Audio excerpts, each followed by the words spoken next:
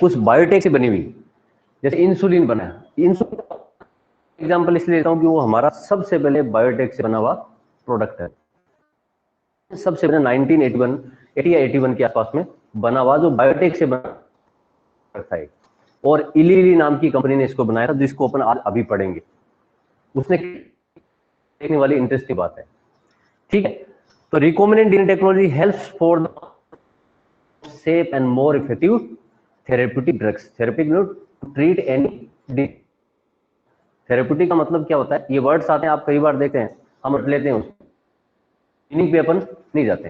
To treat any disease we are the drugs we are using known as therapeutic drugs.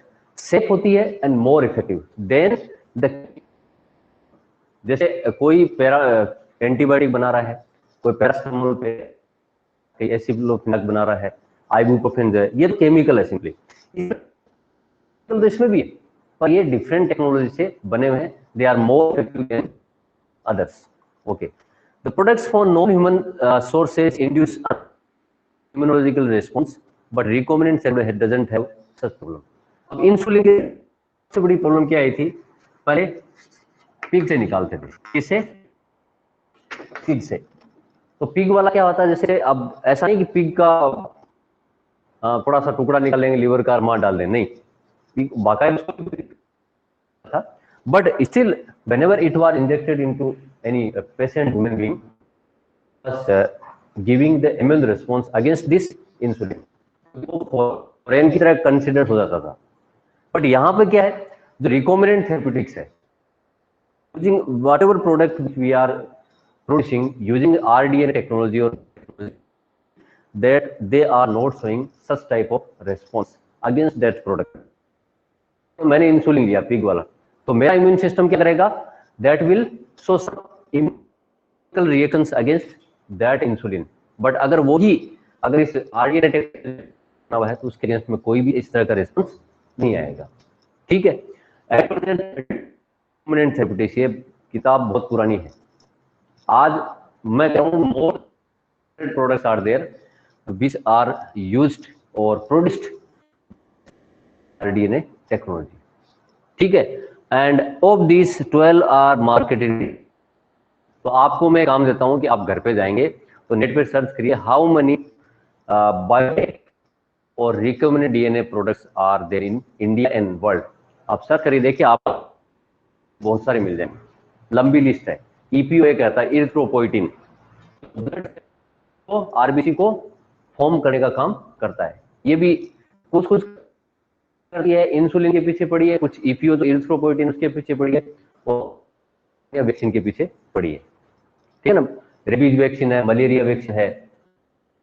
कोई चीज जब नहीं बनती है तो वो कंपनी क्या हो जाती है, मालामाल हो जाती है। किसने बनाया, मालामाल होगी। इंडिया में उसी को किसने बनाया, बायोकॉन ने। किसने बनाया? इंडिया में सबसे पहली बायोटेक कंपनी है ये, आपको जानना चाहिए। इंडिया इस Biocon, it is Bangalore based. इसने पहला अपना इंसुलिन टेक्नोलॉजी से बना हुआ इंडिया में बनाया था इसने। वर्ल्ड का तो एली लिली होगा, एली लिली बोलो, कई एली लिली बोलते हैं, ठीक है। यूएस से बेस्ट है ये, ठीक है, और बेस्ट है। इन दोनों कंपनियों ने अपने अपने वर्ल्ड लेवल पे और इंडिया लेवल पे इंसुलिन का प्रोडक्शन किया था। तो आप अगर सर्च करेंगे तो आप देखेंगे बहुत सारे, ये तो पुराने डेटा हैं, बहुत सारे। ओके, तो इन मेडिसिन में 3 चीजें आएगी, genetically engineered insulin, gene therapy and molecular diagnosis. तो example is one of the most frequently asked question in CBSE. और इसका जब एग्जाम होगा तो आपको सब्जेक्टिव पेपर होगा, इसका ऑब्जेक्टिव नहीं होगा। वन में सिलेबस है, from that syllabus only MCQs will be asked. After that in term 2 you will be writing in the answer sheets provided. तो ये माइंड में आपके सेट कर लेना है, ठीक है। तो इंसुलिन बहुत इंपोर्टेंट क्वेश्चन है। थेरेपी, जीन इस तरह से मॉडिफाई करके ह्यूमन बीइंग में डालो कि वो उसको या तो रिप्लेस कर दो, और या बहुत सारे तरीके जो इसमें अपन देखेंगे। इनके लेवल पे अपन अगर ट्रीट कर रहे हैं किसी की डेफिशिएंसी को जीन थेरेपी, मॉलिक्यूलर डायग्नोसिस। अब एक आप देखेंगे मार्केट तो डायग्नोस्टिक लैब्स आ रहे हैं, वो क्या ट्रीटमेंट करती है क्या? नहीं, वो आपको ये है कि आप में ये प्रॉब्लम है, आप में ये दिक्कत है, उसका ट्रीटमेंट का काम है। आप ब्लड टेस्ट करवाने जाएंगे तो डायग्नोस्टिक लैब में जाएंगे, वो इतना बता दें ग्लोबुलिन लेवल इतना ग्राम है, इतने में से इतना ग्राम, ठीक है। तो डायग्नोसिस तो करते थे अपन केमिकल बेस्ड, और अब आजकल ये लैब्स आ गई हैं जिन रेट पे डायग्नोसिस होता है और इतना इफेक्टिव और एक्यूरेट होता है कि उसमें गलती की गुंजाइश बहुत कम होती है। तो 3 एरिया इस मेडिसिन में कवर करते। पहले हमने देखा था एप्लीकेशन इन एग्रीकल्चर, जिसमें मतलब बीटी कॉटन और पेस्ट रेजिस्टेंस टोबैको प्लांट, तो वो 2 है इस चैप्टर में। यानी कहने का मतलब क्वेश्चन बहुत सारे आते हैं एग्जाम में। Insulin is used to manage adult onset diabetes. कि डायबिटीज को कंट्रोल करने का काम करता है मेलिटस। एक और भी है इंसिपिडेंस, वो आपने अपन इसी चैप्टर में बाद में पढ़े, प्रॉब्लम की वजह से ऐसा होता है, ठीक है ना। तो डायबिटीज भी 2 टाइप, टाइप 1 और टाइप 2। एक जेनेटिक प्रॉब्लम की वजह से होती है, एक नॉर्मल अपने नेचुरली प्रॉब्लम होता है तो होती है, टाइप 1 और टाइप 2, ठीक है। उसमें अपना तो इसमें प्रॉब्लम क्या होती है डायबिटीज के अंदर कि हमारे बॉडी में इंसुलिन बनता है naturally. It is one hormone made up of proteins. ये किसका बना हुआ है? प्रोटीन का बना हुआ हार्मोन है। प्रोटीन और हार्मोन तो है ही, ठीक। ये इंसुलिन क्या करता है हमारे ब्लड के अंदर, जो ग्लूकोज है इसको क्या करता है? डाउन करता है, लोअर करता है इसको, ठीक है। इसका ही भाई है, वो भी प्रोटीन का बना हुआ है, ठीक है। वो क्या करता है? ग्लूकोज लेवल को अप करता है, बढ़ाता है वो, ठीक है। तो प्रोड्यूस होते हैं इन दोनों, इंसुलिन और इसको ग्लूकागॉन है, इतना थोड़ा बहुत आइडिया होगा। पैंक्रियाज कौन करता है? Pancreas is producing both of these hormones, so that's why there is an endocrine gland, साथ में एक्सोक्राइन ग्लैंड होती है। जो डक्ट लेस होती है वो एंडोक्राइन ग्लैंड होती है, और डक्ट विद डक्ट सिक्रीशन को डक्ट में डालती है, तो वो एक्सोक्राइन हो जाती है, क्योंकि ये डाइजेस्टिव यूसेज भी जो हमारी बॉडी में डाइजेशन में हेल्प करता है इंसुलिन। तो ग्लूकोज के लेवल को डाउन करता है। अब प्रॉब्लम क्या होता है?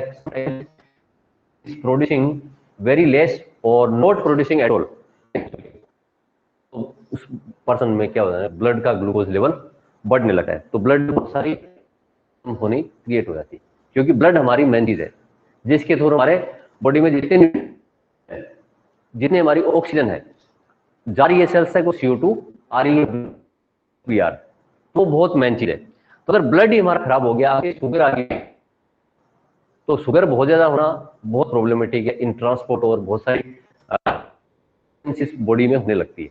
तो इसको कंट्रोल करने के लिए इंसुलिन बाहर से इंजेक्शन लगाना। एक बात तो अपन ने कर ली कि पिक वाला लगाते थे तो प्रॉब्लम होती थी, बैक्टीरिया की हेल्प से उन्होंने क्या किया? इसको बनाया है। अब पहले इसकी हमें स्टोरी देखनी है यहाँ पे कि इंसुलिन जो होता है सीक्रेट, वो इनएक्टिव फॉर्म में सीक्रेट होता है। इंसुलिन जो बनता है वो इंसुलिन ए, थोड़ा सा इसको मैं कलर से बना देता हूं, डायग्राम भी देखिए यहाँ पे, ये वाला देखिए pro insulin,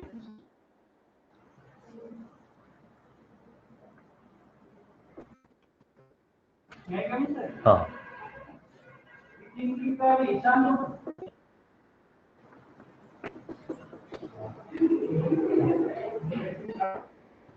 this one C peptide, हाँ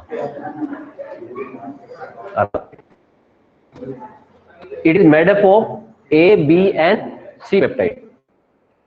Yes, be silent. Later on you may talk. So A and B peptides are there. These A and B are joined together by disulphide bonds. Disulphide क्यों है? दो sulphur है यहाँ पे, दोनों आपस में जुड़े हुए हैं. बी में एक जो सी पेप्टाइड है, it is one longer peptide. यानी तीन पेप्टाइड, प्रोटीन का छोटा टुकड़ा.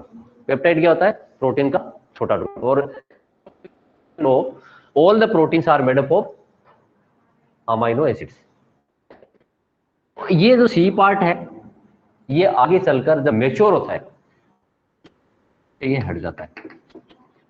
तो इसको हम क्या बोलेंगे? Pro insulin. मैंने आपको बोला था, whenever any word has been prefixed with pro word, three letter word pro, it means it is inactive. Inactive होता है. तो इसको क्या करता है हमारी बॉडी? इसमें से सी काट के हटा देता है और लास्टली हमारे पास में क्या बचता है? पेप्टाइड बचते हैं, ए, बी और सी को अलग से छोड़ दिया तो फिर कर सकते हैं. ठीक है. तो ये हमारी होगी बात इसकी इंसुलिन की.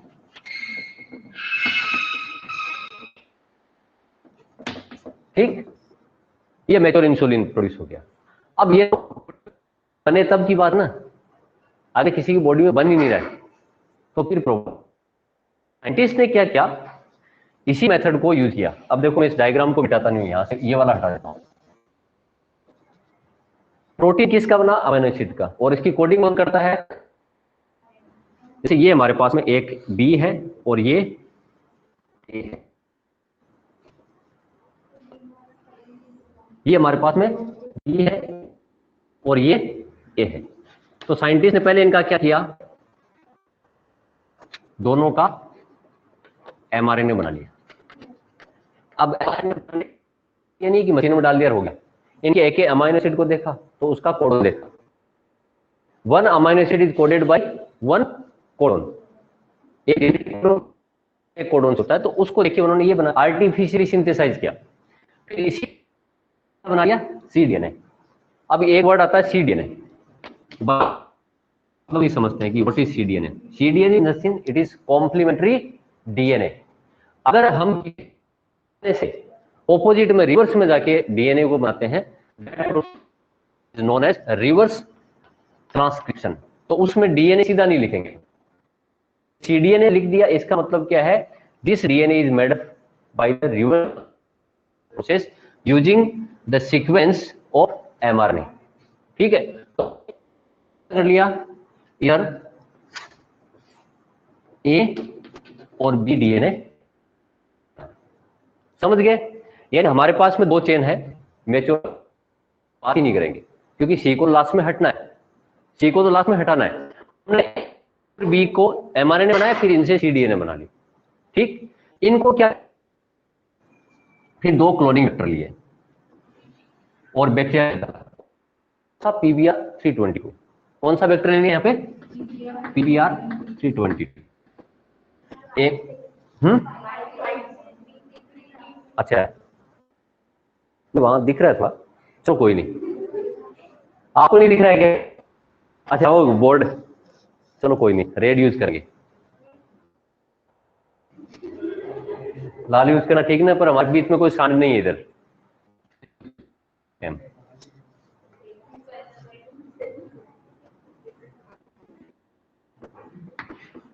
ओके.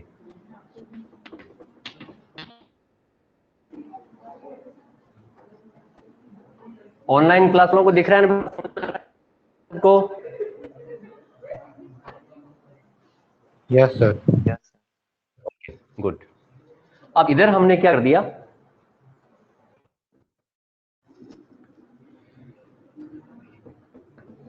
इसमें B peptide used to separate cloning vector and in they created A and B C DNA.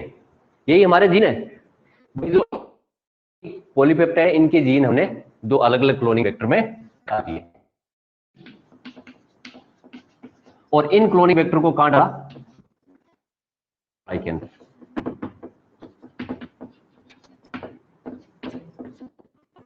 ठीक है, ई कोलाई के अंदर डाल दिया और हमने we have separated the transformant cell from non transformant, हमने उसको सेपरेट कर लिया। कैसे कर लिया, using the selectable markers, antibiotic resistance और लेक्जेड जीन चैप्टर में पढ़ चुके हैं।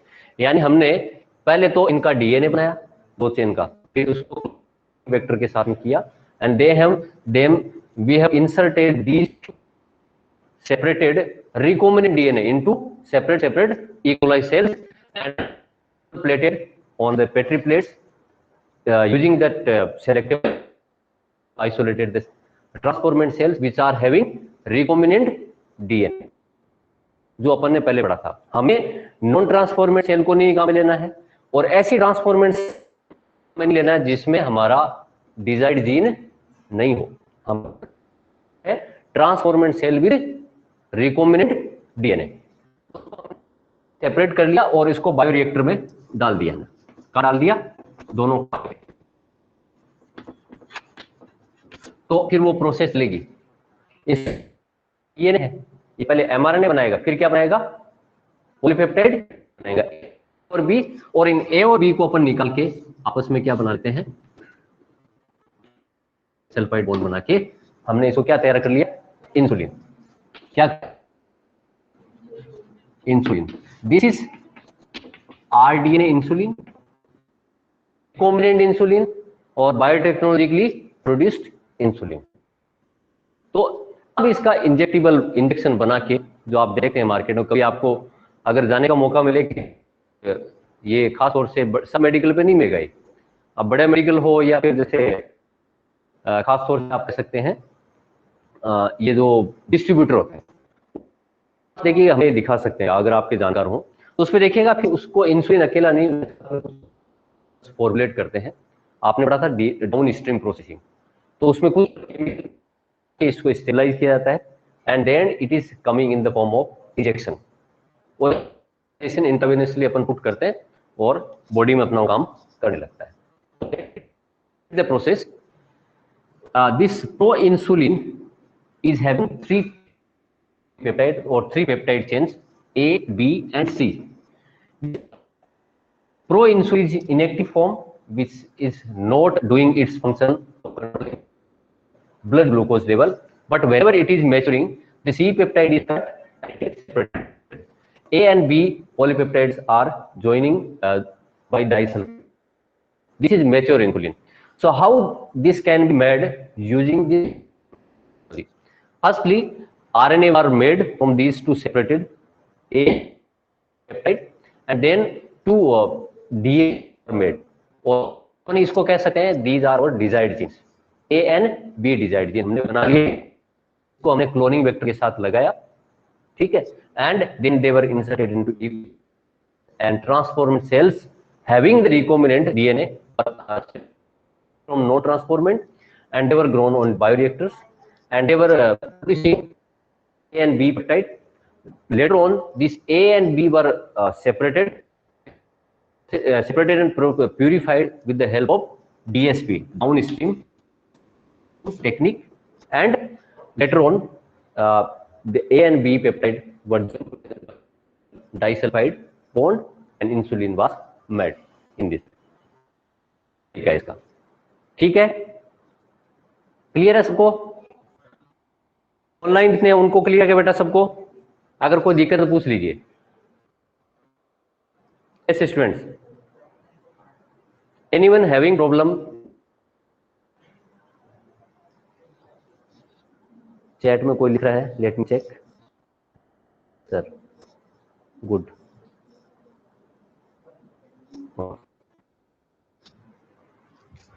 so let me check all these things which are written here.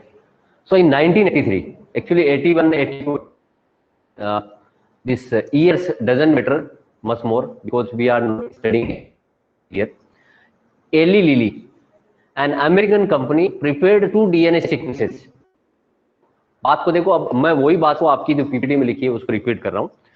तो 2 DNA chains already prepared here, corresponding to A and B chains of human insulin. A and B peptide chains और इनका DNA हमने बना लिया. They were introduced in the plasmids. तो PBR हमने कम ले लिया यहाँ पे, ठीक है. To produce insulin, chains A and B were combined by creating disulfide bond to form insulin. तो जो बात बोली कि इन्होंने प्रोड्यूस किया A और B चेन को, और A और B को जो बने हमारे पास में, इनको आपस में क्रिएट करके हमने इसको आपस में जोड़ लिया. ओके, ठीक है. तो एक टेक्नोलॉजी मारी गई इंसुलिन की. इसी तरह से आता है, हमेशा आता है लगभग. इसमें बीटी कॉटन और इंसुलिन में से 1% 100% आपकी एग्जाम में आएगा. इसको पढ़ लीजिएगा. Now we come to gene therapy. Next technology is gene therapy.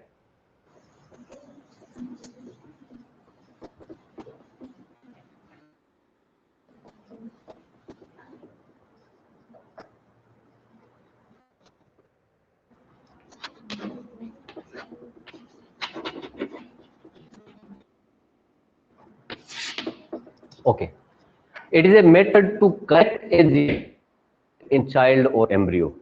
आप मेरे में नहीं हो सकती ये चीज करवाना चाहेंगे, और अगर करेंगे तो क्या अपने सब जीन बदल जाएंगे क्या? We are cells, those can not be counted. आसमान में तारे गिन लो और हमारे अंदर सेल गिन लो, उसके बराबर है. कोई गिन पाता है क्या? कोई गिनेगा तो उसको मैं एक. If human cells can be counted by you, 1 billion by me, 1 अरब रुपए, ठीक है. तो अगर मान लो, मेरा कहने का मतलब ये कि हमारी जो बॉडी में सेल्स है, अगर मान लो हमारी जीन में डिफेक्ट है, तो अपन देंगे 10 सेल में कर देंगे. क्या सब सेल में कर देंगे? क्या नहीं हो पाएगा. तो वो अर्ली स्टेज पे अगर पॉसिबल हो, चाइल्ड में भी कुछ हद तक कंट्रोल हो सकता है, बट वो परमानेंट इलाज नहीं है. ये इलाज है एम्ब्रियो में, क्योंकि एम्ब्रियो में कुछ सेल्स होती हैं अभी. ओके, ये genes are in a person cells and tissues to treat a hereditary disease for non functional gene. ये कह रहा है कि वो फंक्शनल जीन जो है, कोई दैट है, मान लो ये जीन है, it is not getting expressed, और अगर एक्सप्रेस हो भी रही है तो वो प्रोडक्ट डिफेक्टिव है. जो भी वो प्रोटीन बना रही है वो डिफेक्टिव है. पर्सन टू पर्सन दिस में वेरी, जो भी उसके साथ में either this is not expressed. Expression का मतलब ये होता है बना और प्रोटीन नहीं बनना, उसको कहते हैं एक्सप्रेशन. जैसे हम ना, ये बच्चा तो बोल ही नहीं पाता, अपने आप को एक्सप्रेस नहीं कर पाता है. जैसे मैंने पूछा इंसुलिन क्या है, तो कोई बच्चा नहीं बोल पाएगा, एक्सप्रेस नहीं कर पाता है. यहाँ पे जीन एक्सप्रेशन का मतलब होता है gene is not into RNA by transcription and not into protein form by process translation. यानी इन दोनों प्रोसेस इसमें नहीं हो रही है. और अगर बन इफेक्टिव है, किस तरह से कि वो प्रोटीन किसी काम का नहीं है, तो हम उस इनकरेक्टेड या डिसफंक्शनल जीन की जगह फंक्शनल जीन को इंसर्ट. एक तरीका तो ये है.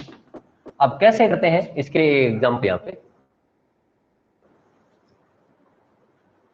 ये देखो, नाम क्या दिख रहा है? First clinical gene therapy patient, ठीक है ना. डिसिल्वा जो थी, इनको 1990 में ये 4 इयर्स की थी. तब कितने साल की थी? 4 साल की बच्ची थी. अभी बड़ी, ये नई पिक्चर है उसकी लेटेस्ट, अब ये मॉडल बन गई है, ठीक है. मैं भी, मुझे पता नहीं, इस फोटो को देख कि मॉडल है. जैसे हमारा 2 चेहरे होते हैं ना, एक तो अपन सोशल मीडिया पे देखते हैं, एक रियल पे जो होता है, जहाँ बर्तन मांजते हैं, कुछ और काम करते हैं, कपड़े धोते हैं. यही है, घर के काम करना बुराई नहीं है, पर हम समझते हैं कि वो तो क्या काम है, टू लुक ग्लैमरस. हर कोई ग्लैमरस, पर ये रियलिटी नहीं है। इंडस्ट्री के ज्यादातर लोग क्या मनोरोगी हैं, वो मनोरोगी है इसी वजह से, ठीक है ना। रियली दिस इज रियलिटी, अपनी रियलिटी में रहना हम सब, अगर वो नहीं रह रहे हैं इसका मतलब हम अपना नुकसान कर रहे हैं, इधर भेजे को खा कर रहे हैं अपन। तो ये थोड़ा दूसरी बात होगी। This 4 old girl was administered one enzyme, ये एक एंजाइम होता है जिसको बोलते हैं एडीए, एडिनोसिन। अब देखो नाम से आपको कुछ पता लग रहा होगा, this enzyme is very important for maintaining और इम्यून सिस्टम। इम्यून सिस्टम को मेंटेन करने के लिए बहुत इंपॉर्टेंट एंजाइम होता है। शॉर्ट में इसको बोलते हैं एडीए। ए मतलब यहां वाला, ये डी और एमिनेज का ए, इसको लिया गया। तो इसके अंदर डिफेक्टिव था, यानी ये इस बच्ची में एडीए बन ही नहीं रहा था, क्योंकि इसका जीन क्या था, या तो एक्सप्रेस नहीं हो रहा